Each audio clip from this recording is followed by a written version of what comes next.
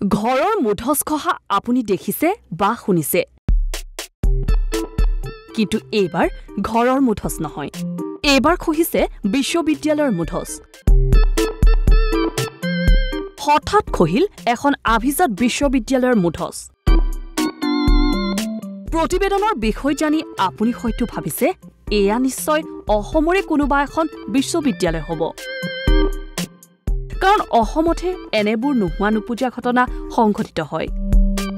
পিছে নহয় এবাৰ এনে এক আজব ঘটনা সংঘটিত হৈছে পশ্চিম অষ্ট্ৰেলিয়াৰ এখন বিশ্ববিদ্যালয় দুৰ্বল আন্তঃগাঁথনিৰ বাবে সংঘটিত হৈছে এই দুৰ্ঘটনাটো এই দুৰ্ঘটনাত এজন লোকৰ মৃত্যু হোৱাৰ বিপৰীতে গুৰুতৰভাৱে আহত হৈছে দুজন লোক এই ঘটনালৈ চাই ক'ব পাৰি অসমতে কেৱল মুধচ নহয়ে ইন্টাৰনেশ্যনেল ডেস্ক ঈশান নিউজ